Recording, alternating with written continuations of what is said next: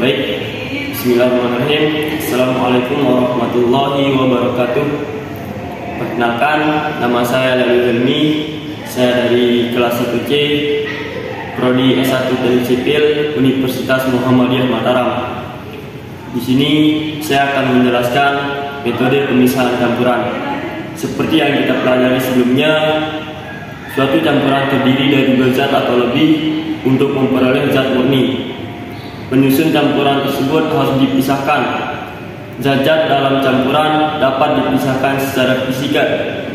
Prinsip pemisahan campuran didasarkan pada perbedaan sifat-sifat fisik zat seperti wujud zat, ukuran partikel, titik leleh, titik didih, sifat magnetik, dan lain sebagainya.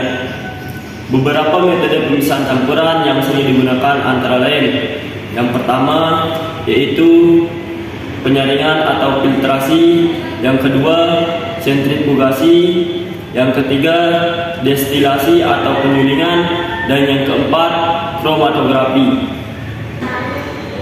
Pada gambar di samping merupakan metode pemisahan campuran secara filtrasi atau penyaringan yang bisa dilakukan dengan cara menaruh campuran di atas saringan, kemudian cairan akan mengalir ke saringan dan padatan akan tetap berada di atas saringan.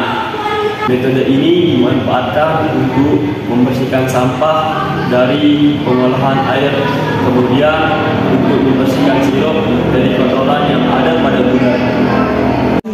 Yang kedua, sentrifugasi.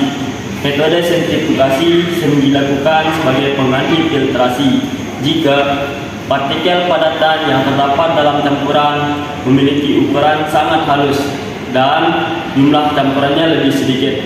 Metode sentrifugasi dilakukan secara luas untuk memisahkan sel-sel darah merah dan sel-sel darah putih dari plasma darah. Nah, pada gambar di samping merupakan proses metode pemisahan campuran dengan cara sentrifugasi. Dalam hal ini, sel-sel darah merah dan sel-sel darah putih akan mengumpul di dasar tabung reaksi, sedangkan plasma darah yang berupa cairan akan berada di bagian atas. 3. Destilasi atau penyulingan. Destilasi merupakan metode pemisahan untuk memperoleh suatu bahan yang berwujud cair yang terkotori oleh zat padat atau bahan lainnya yang mempunyai titik didih yang berbeda. Nah, pada gambar di samping merupakan proses pemisahan campuran yang dilakukan secara destilasi, yaitu bahan campuran dipanaskan pada suhu di antara titik didih bahan yang diinginkan.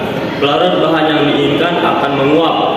Uap yang dilewatkan pada tabung kondensor yang mencair akan ditampung dalam sebuah wadah. Nah, hasil pada proses destilasi ini disebut destilat, sedangkan sisanya disebut residu. Contoh dari destilasi yaitu penyulingan minyak bumi, pembuatan minyak kayu putih, dan pemurnian air minum. 4. Kromatografi. Kromatografi adalah cara pemisahan berdasarkan perbedaan kecepatan perambatan pelarut pada suatu lapisan zat tertentu. Pada gambar di samping merupakan contoh sederhana dari kromatografi, yaitu kromatografi kertas untuk memisahkan tinta. Baiklah teman-teman, mungkin hanya ini pembahasan dari saya. Kurang lebihnya mohon dimaafkan. Assalamualaikum warahmatullahi wabarakatuh. Jangan lupa di like ya.